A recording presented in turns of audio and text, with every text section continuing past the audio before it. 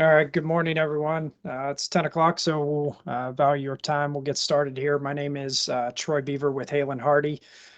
I'm going to get some housekeeping items out of the way here before Karen jumps in, and then we can get into Karen's webinar, which is the reason everyone's here. So just real quick, housekeeping items. This is also streaming live on our YouTube channel. So if you go to YouTube, just search HalenHardy. It will be streaming live the entire time. So if for whatever reason you get kicked out of this because Teams tends to do that a lot, then you can go to our YouTube channel and watch it live there. Questions, go ahead and just throw them in the chat. And we will, at the end, address all the questions all at once.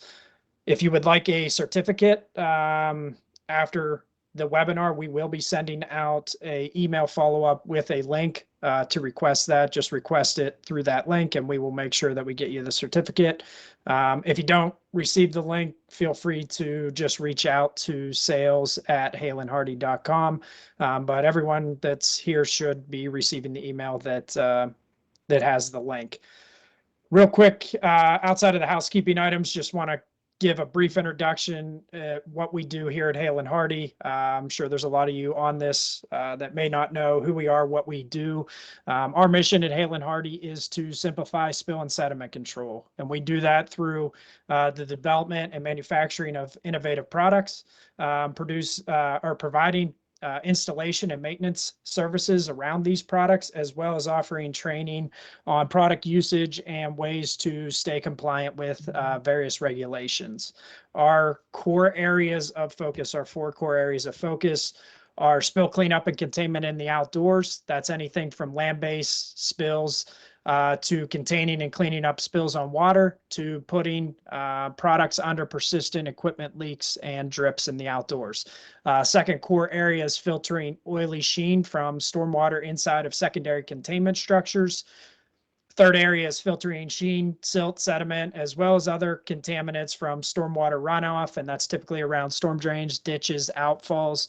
And then our final area is around products and services around dewatering. So with that said, if you have any questions, general questions on what we do, again, you can email sales@halenhardy.com. We'll be happy to get back to you. But with that said, I'll let Karen get started. She is our regulatory expert and trainer, and a heck of a lot smarter than I am. And she has a great webinar in store for you today. So thank you. Thanks, Troy, and thanks to everyone who's taking some time to be with us today. Today, we're focusing on pollution prevention, and this is because when you look at the enforcement focus areas for the EPA, pollution prevention is really at the heart of all of them, and that's really no surprise because when you look at the EPA, the reason that they got started was to help our nation get back on track with pollution prevention. At the time, there weren't any, in 1970, there weren't really any regulations. There were some laws, there were some provisions and things, but nothing was really enforceable. And the rivers were polluted, the land was polluted. People could just really throw anything wherever they wanted. And the EPA was created in order to change that, to make people responsible for those wastes that they had generated. So when inspectors come on site, of course, they can inspect for a lot of different things. They can be looking at a certain focus area, and many times they are doing that. But pollution prevention is something that can figure into any of those inspections.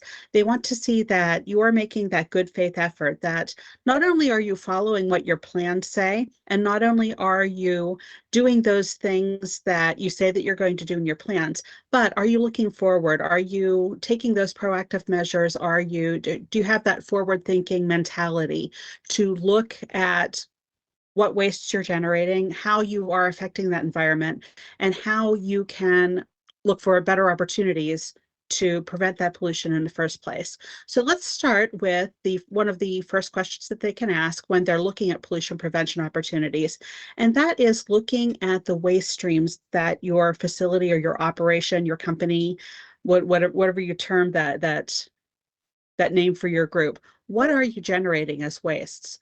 Are they air pollutants? Are they water pollutants? Are they land pollutants? What are the things that you're generating? And perhaps for you, it could be office trash. It could be that you are creating waste in the form of wasted energy. what is that thing? What is causing you those non-value added things that have to do with your product or your service that you're creating? What wastes are generated? We hear a lot of terms. People are going zero landfill. People are going zero waste. They're going carbon neutral. And those are all great terms. But what are the things that are still being generated from your facility? And how are they affecting the environment? Why are they wastes? So are they wastes because they're not useful to you? Are they wastes because they're a byproduct of your process? What is causing them to be taken away from your facility or leaving your facility, and how are they being handled? So are any of these waste streams hazardous? And this is something that we're not going to get into the EPA's generator standards today for hazardous waste, but are any of these things causing problems with the environment? Is it an air emission that's being released and it's creating problems with the ozone layer? We hear a lot about that today. We hear a lot about global warming and how those things are affecting it. What are the things that are hazardous, especially hazardous things leaving the facility? For the most part, the EPA really isn't looking at office waste or cafeteria waste that is being generated, even though that's important and that's something that can certainly be controlled and in some cases controlled better. They're not really looking at that focus. I do have a story though of one facility that I visited, and they actually wanted to reduce the waste that was leaving their office buildings. So they took out all of their trash cans. A bit extreme, but what it did was force people to really look at what they were generating as wastes. So when they brought their lunch, if they brought their lunch in Ziploc bags or whatever, they had to take that waste out with them because there was nowhere really for them to put it on site. And they were able to achieve that zero waste within their office areas because they simply didn't put trash cans out. Now, is that a template for all of us? I'm not sure about that. It's a very difficult one, but it is something to consider. What are we facilitating people creating wastes? Are there ways that we can look for a better way to streamline processes or look for better ways to do things so that we're not creating as much waste, even if it isn't with a process where we would typically consider a waste generation? There may be opportunities for us. And what are those things? And the EPA is looking at that because they want to know that you've at least identified those, and maybe you have goals established, or maybe you've got things in place to help reduce the amount of waste that you're generating, both hazardous and non-hazardous. The second question is looking at those processes and operations that generate your waste streams. And if you've identified the waste at your facility and you've identified where they come from, that's a good first start. So what is making that waste to begin with? Is it a construction activity? Is it waste energy? Is it a byproduct or a pollution? What is causing you to be a waste generator in the first place? And this is probably something that in most cases, many of you will have documented already. You know what you're doing, you know what your process is, hopefully, because you do it every day. So these are things that are happening on a regular basis, and you know what goes into your process and as well as what comes out of it. So this should be a fairly easy one that you can discuss with inspectors and say, okay, we know that we are creating widgets, and these widgets cause us to produce X, Y, and Z chemicals as byproducts. We know that we have packaging waste. We know we have whatever. So that should be fairly simple for you to discuss with the EPA inspector, and also discuss that you're aware of the waste that it generates. And again, look for those opportunities to share goals that you may have to reduce that waste or to be forward thinking in ways that you could create less waste. The next question is looking at how your wastes are managed. And what EPA is looking for when they ask this question is to see whether or not you are looking for opportunities for waste reduction, or looking for ways to recycle, or looking for ways to keep that out of a landfill or keep it from creating another hazard downstream. I'm sure many of you are familiar with cradle to grave liability. Once you create the waste, it's yours to deal with forever. And even if you've handled it responsibly and sent it to the best landfill or the best process to treat it and handle it, it still can come back to bite you. So looking for ways that we can not have those wastes going to that ultimate landfill or that ultimate land or that ultimate water or underground, whatever that disposal may be. So they're looking at whether or not you have made that good faith effort to reduce those sources and make sure that you are actually sending away only what is needful to be sent away from your facility. So are you recycling? Are you streamlining processes? Are you doing those things that you said that you're doing with your processes anyway? How are they affecting what you have to handle as waste and what leaves your facility? Are they being handled responsibly? Once the once the trash truck leaves your facility, do you really know where it's going? Is it going to a properly permitted landfill? Does that landfill have those necessary things in place so that your wastes are not leaching into the environment? If you're sending out hazardous materials, do you know how they're being treated? Do you know how they're being disposed of? What's happening with any residuals that may be left over after that product has been treated? What's happening to that? And do you have documentation of it so that you know that you are truly making that effort and your wastes are being managed properly? And the fourth deals with the processes that you have in place to improve your efficiency. So looking at this is something we often hear of Kaizen or lean manufacturing, and looking at all those wastes that may be part of your process. What controls are in place to make sure that those are minimized whenever possible? So do you have a procedure to review your processes? Do you have a procedure in place or an audit process in place to really look at everything that you do as a company or as a facility? And are those things efficient? Are they effective? Are there ways to improve? So maybe we look at, okay, we reduced our waste by 25% this year. Can we make it 30 next year? Can we make it 50 next year? What's it going to take to get us to the next tier? And how are we doing that? Do we have something in place where that review is part of our company culture? Is it something that we know that people are tracking? They're keeping track of, and they're making those decisions to improve that process on a proactive basis. It's very easy to kind of put this aside, especially when things are going well. So if you've got a process or you've got procedures that are really, really working well, it could be very difficult to take that step back and say, oh, wait a minute, could we do this better? What are some of the ways that we can do that better? When things are broken, it's a lot easier to do that. But especially when things are going well, don't let that be a reason to kind of put aside that review process or that audit process or whatever it may be. Take that time and make sure that things are truly as effective and as efficient as they could be. And not that EPA can really set a fine for this, but it is something that shows them that effort and shows that you have put those policies in place and those procedures in place to have that review and go forward and make every effort that can be made within your processes.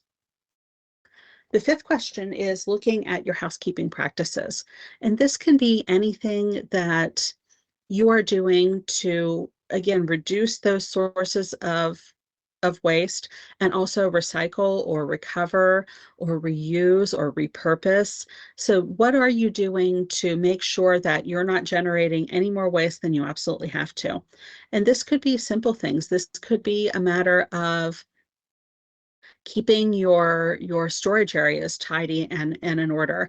And that's important because if you've got a lot of products or a lot of raw materials on site, but nobody knows where they are, what's the easiest thing to do? Probably just order more and forget about where that other part or product may be. So having a good storage system, knowing what your inventory levels are, that could be a simple housekeeping practice that avoids generating waste, because if you don't use that raw material within a certain time, it may expire, it may go bad, it may become damaged or whatever. And then that's another waste that you have to take care of.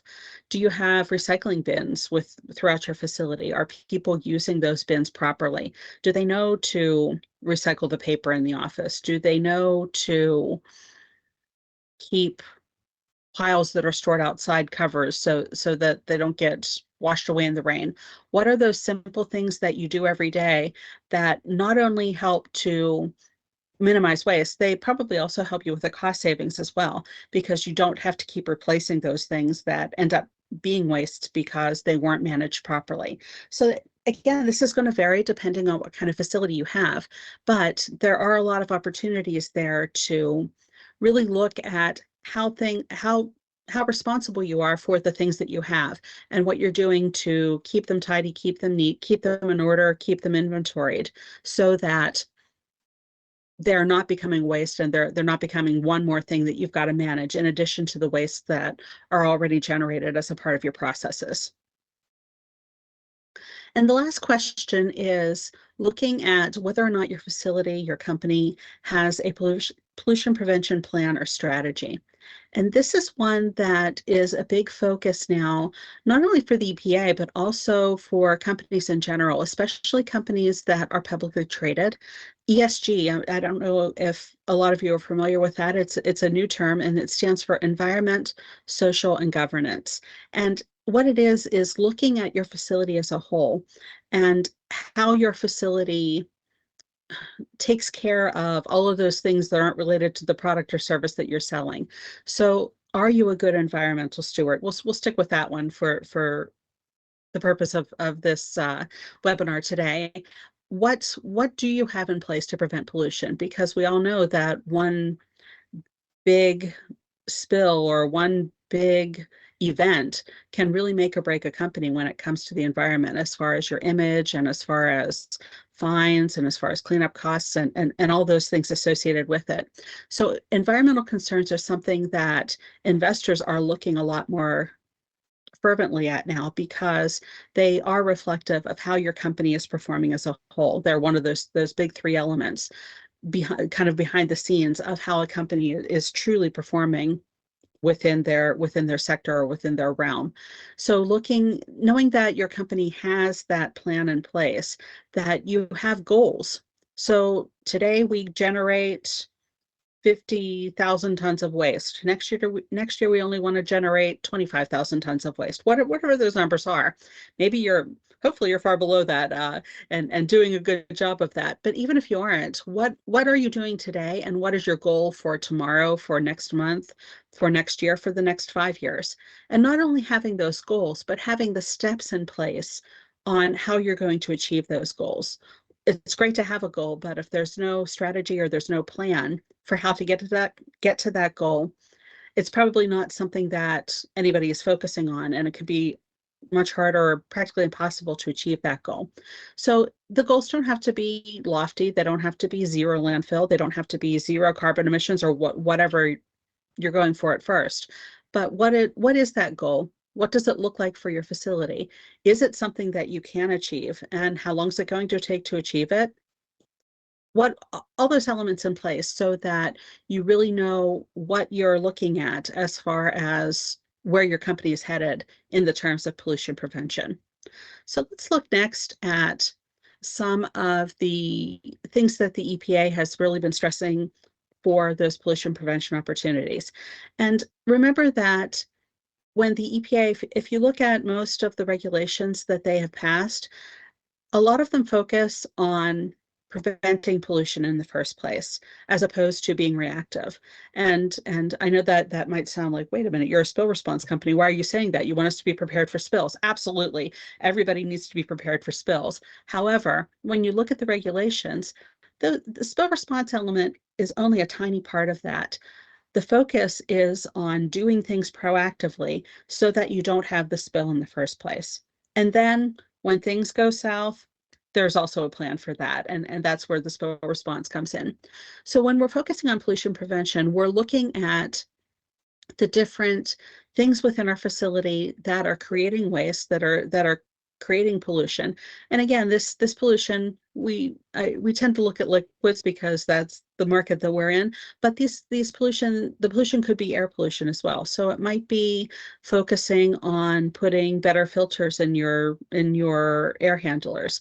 It may be changing those out more regularly, whatever that means for air. But I'll focus more on water because that's really my area of expertise. So looking at ways to control those liquids and keep those liquids where they're supposed to be, but so that they don't get into the environment and you don't have to respond to a spill and you don't have to put in that response element. So when you're looking at pollution prevention, what can you do so that that liquid is staying where you expect it to be? So it's staying in the machine, it's staying in the container, it's staying in whatever that device is that it's in, it stays there and it doesn't go somewhere else and create a problem for you. So let's look at some of the ways we can do that. This is the waste management hierarchy, and this is something that was created by Congress in 1990 when they created the Pollution Prevention Act. And the Pollution Prevention Act was created because there really wasn't anything out there that was comprehensive that looked at, okay, we want to prevent pollution. How are we going to do that?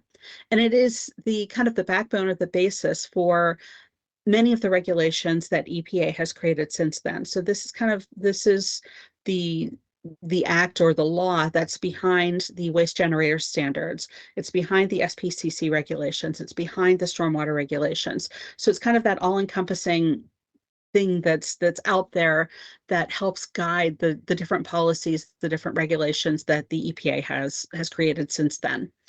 And at the top of the pyramid, we see the inverted pyramid, we see source reduction. And we're going to kind of focus on that for the remainder of the seminar, because that is really where we need to be focusing efforts if we want to have that proactive plan and we want to really show that we are either to an inspector or to an investor or to the public, that we are truly committed to preventing pollution within our facility, within our processes, within our corporation. So source reduction can mean a lot of different things. I'm going to kind of hold off on that because I've got some more slides on it, but the rest of the ones are the ones that we tend to be more familiar with. And it's easy to skip source reduction because it's the hardest to do because it requires us to change the way that we're doing things. It requires changes in our production, changes in our procedures or our policies. And those things hurt a little more than saying, okay, we've created the waste, now we're going to recycle it. Because recycling, there are a lot of options for us now that even weren't available 20 years ago. There are a lot of different ways that we can handle waste streams now that we couldn't before. So recycling is something that is easier to do, something that maybe we're a lot more familiar with, but it's a little further down on that pyramid. So again, we want to keep that at the source reduction. We can treat wastes, we know how to do that. And of course, we all know how to dispose of wastes. So as we go down that pyramid, those are the less desirable options. And the EPA is really focusing on ways that we can do that source reduction. And the reason for that is if we're not creating the waste, we don't have to deal with it. We don't have to look for a way to recycle it.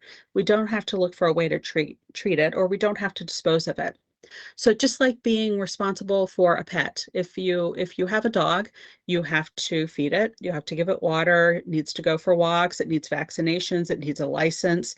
So there's a lot of responsibility associated with having that dog. The same thing happens with things that we've got at our facility. When we've got it, we have to be responsible for it. So we've got a raw material. That means that we should be using that raw material and using all of it, not just using half of the stock that we bought.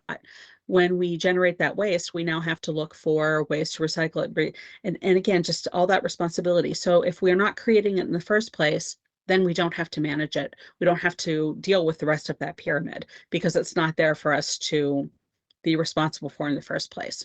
So some of the ways that we can do that, and these are the key ways that EPA is looking for us to reduce those sources. And the first is modifying our equipment or our technologies. So modifying equipment could be as simple as looking for any modifications that may come from a vendor or a supplier, looking at upgrading machinery so that it operates more efficiently. And this could be from a maintenance standpoint. This could also be from an energy standpoint. So looking at equipment that runs on less power or runs on more efficient forms of power, looking for ways to retool machines so that they don't break down as often or they don't leak energy like they did before, or maybe they just operate more efficiently so that you don't have downtime that creates expensive startups or creates expensive turnover time, or whatever that may be. Looking for new technologies or modifying technologies as well. We have a lot of opportunities with technology now that didn't exist even 5 years ago. So what are the ways that we can make things more efficient? Maybe it's looking at robotics to assist something that we do, because the robotics are able to operate more efficiently or with fewer errors or whatever that case may be. There are a lot of different ways that we can look at this, and just again, one that's hard to do when things are going well, when things are all working as they should be. But is it time to update that machine? Is it time to upgrade equipment? Is it time to upgrade maybe even computer technology that we use so that it interfaces better with the machinery or the equipment that we're using? What are those things that we can do? And this might be a good area for goal setting as well. I can't replace the entire production line today, but maybe over 10 years I can, or maybe within the next 5 years I can, whatever that is. Maybe it's 15. But is there a goal to look at ways to purchase, change, alter, equip, re-equip, whatever that may be in your situation? Is there a way to upgrade it so that it is more effective and is more efficient and isn't creating as much of a waste for us as it is today? The second area is to look at our processes and procedures. And this is a great opportunity to get your employees involved. Look to those people who are actually using the processes or who are following the procedures. They can help you identify the wastes because they're the ones that see it every day. They're the ones that know that they're throwing away 30 gallons of spent lubricating fluid every week. They're the ones that know that they are wasting ink because they're changing the ink color every 2 days. And if we ran all the things in red first and then we went to yellow, it would simplify the process and take less downtime or whatever it may be. But look to those individuals who are doing the work to help you with this, because they truly are the people who can help you identify where those wastes are. And it could be a waste of time. It could be a waste of, again, energy. It could be a waste of product. Whatever those wastes happen to be, they can really pinpoint those for you, especially if you're not one who is involved in a process every day. They can really help to hone in on where those wastes are so that you can identify them and, again, set those goals and set those modifications in place and help reduce that amount of waste that's generated from a process or a procedure. And the following one is reformulating and redesigning products. And this is one that can be difficult as well, because we don't like change. Change never comes easy. But look at the way things have gone over time. And at first people balked at them, but now they're things that we just don't even think about anymore. So for example, leaded gas. So when we look at the 1970s and before, gas had lead in it. And why did they put lead in gas? They put the lead in the gas because it raised the octane. So it was something that they put in there so that the vehicle wouldn't knock as much. It would run smoother. And the lead was great for that. But of course, we all know what lead was doing to the environment. So what did they do to replace the lead? They replaced it with MTBE, methyl tertiary butyl ether. And MTBE was good, but it was carcinogenic. So even though it was an improvement over the lead in the environment, we were replacing it with something that still had some health problems to it. So after that, they added, oh gosh, I can't, BTEX. They added BTEX to it. And they found out that BTEX was bioaccumulating in the environment. So what do we add now for octane? We add alcohol. Is it the best solution out there? Maybe not, but it's something that is better. So we've progressively gotten better over time with what we put into our gasoline to give it the octane that we need. Is there something better? Maybe in 10 years we're going to have something totally different. Maybe in 10 years cars will be flying. We just don't know these days. Maybe we'll be all electric. I don't know.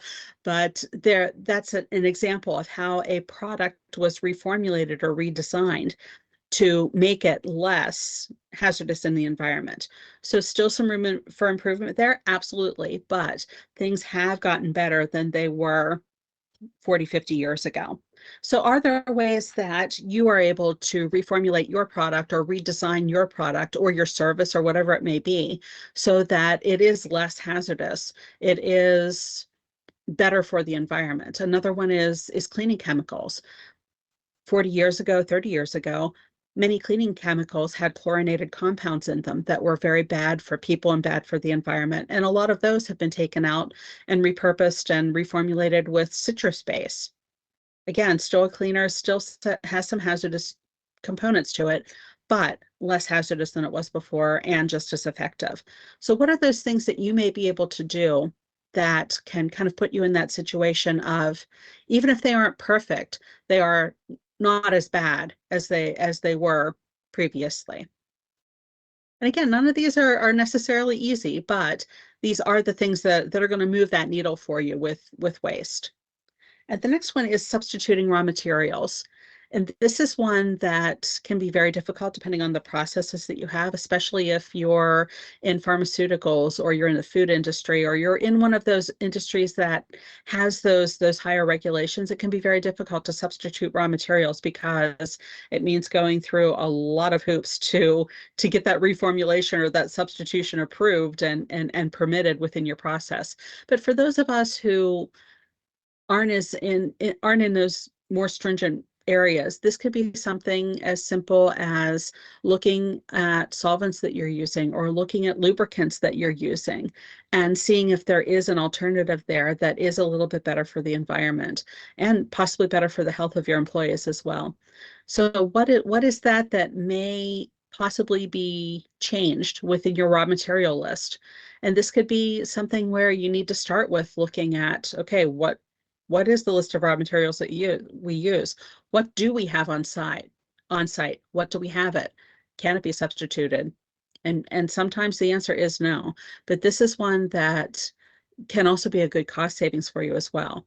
If you're able to find that magic solution that is not only less expensive, but is better in your situation to help with the environment. The next one is to look at your housekeeping. We talked about this a little bit before, but what ways can we change what we're doing? Do we need to wash down a process every single day? Or will once a week be better? Because if we're only washing it down once a week, that's less wash water or less waste that we have to deal with. That's less that we have to send to the holding tank. That's less that we have to have pumped off, whatever that means for you in terms of wash downs. In some cases, not always possible, but uh, that's one example. Are we maintaining things? Do we have a good maintenance plan in place? Are we doing that preventative maintenance so we don't have breakdowns, so we don't have those broken hydraulic lines that create a mess everywhere? So we're not generating that waste in the first place because we've got that good, healthy, robust preventative maintenance program out there. Are people trained? This is a big one for waste generation because if people understand why they're doing something a certain way and how it contributes to not only your waste management procedures, but quite literally also your profitability, they're more likely to do it. So do they know how to segregate wastes? Do they know where to put each waste so that it can be best managed from a recycling and a recovery standpoint? For example, if you've got oil that can be repurposed or reused or re-refined, that's fantastic. But if they are dumping other hazardous materials into it, now that's a hazardous waste that you've got to handle much differently, and it's going to be at a much higher cost. So are people trained to know how to handle each of the waste streams that are generated? Do they know where to take it? Do they know what to do with it so that it stays the way that it needs to stay to be handled most effectively? And inventory control, I mentioned this one before as well. Are we managing our raw materials? Are we managing the products that we create so that we have a first in, first out system? So that the oldest stuff is used or the oldest stuff is sold first, so that it's not going bad on the shelf and we don't have to then throw it away and generate even more waste. So what does that control process look like?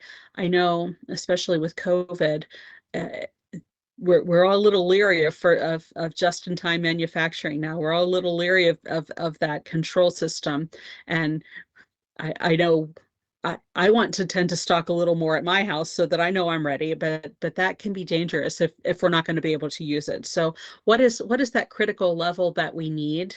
What is that critical level that we're depending on, or what does that look like for your facility? Do we have what we need without having so much that it's never going to be useful and it's only going to end up being a waste? What is that level for you? What does that look like? And how do you achieve that so that you always do have enough for your production, for your processes, but you're not in a situation where you have so much that it's just never going to be useful for you? And that can be a delicate balance. That can take some work. That can be a little painful to look at, but that is a great one to, again, help look at what's in store and what's going to keep us from generating any more waste than we absolutely have to. And increasing your energy efficiency. This is something that we usually look at facilities as a whole, but it is something that you can look at on a process by process basis. Is this machine operating as effectively as it can? Is there wasted energy? Do I need to idle this machine for 6 hours a day? Probably not. If I warm it up for 10 minutes, is it going to be as effective as if I warm it up for 3 hours? Those things that we may not look at on a daily basis. And this is something that can escape us too for things that we are using every day. It's a lot easier for machines or something or equipment that we only use on an occasional basis, because the efficiency on that is not something that we are looking at as a key to our production or to our business, but looking at those things that we're doing every single day and looking at ways to make them more effective.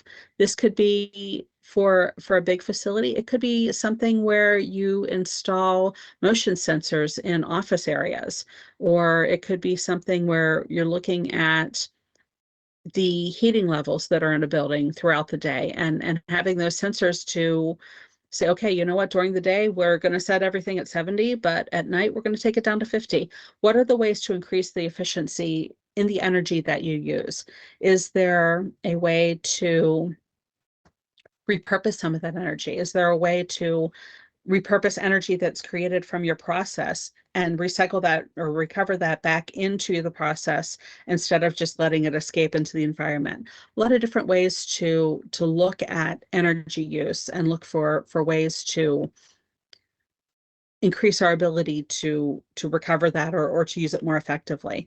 And this is something that energy providers are really good about helping their customers do, because their energy can be finite in many different ways, and it's something that as we are able to do that, we're able to effectively use that energy elsewhere and incorporate it and keep it where we need it to be. So what are those opportunities for you? What are our goals in that area? And also looking at ways to conserve water. And this is one that is becoming a bigger and bigger focus for the EPA. They are especially looking at drinking water right now and making sure that drinking water supplies are good for the entire population, especially in underserved and small rural areas. But what are we doing to impact that? How are we using our water effectively?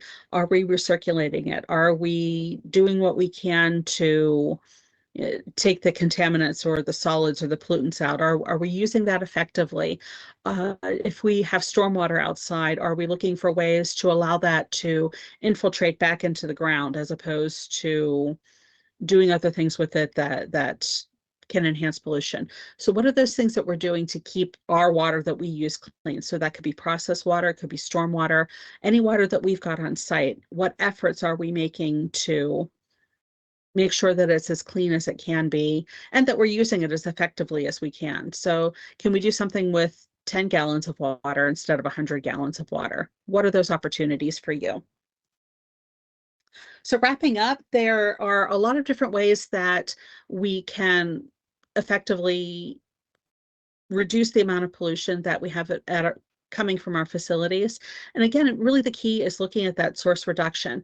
Definitely the hardest part of it, of that pyramid, but it is the one where we truly have the ability to impact and set those goals for what we need to do to take that step and be a responsible corporate citizen, whatever that means for your facility. So it could be just reducing volumes of waste, maybe it's zero landfill, whatever that goal happens to be. There are ways to do it, and a lot of them do focus around having that mindset of not only just recycling and not only just doing that zero landfill, but looking at the way we do things and looking at different ways where we can be more efficient, more effective. And with that, I will turn it back over to Troy, see if we've got any questions. No, thanks, Karen. I don't see any questions right now. I just want to, quickly add to, thank you so much, Karen. I mean, that was great, very informative to me, especially, hopefully everyone else. I think from HalenHardy's perspective too, just to touch on, additionally, I'd be remiss if I didn't mention this, what we try to do here at HalenHardy and helping our customers.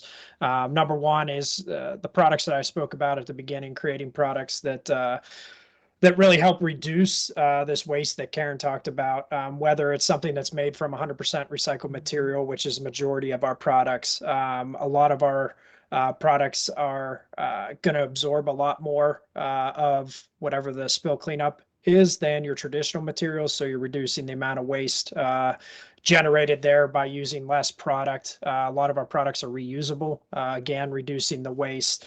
Don't need to be maintained as often or replaced as often.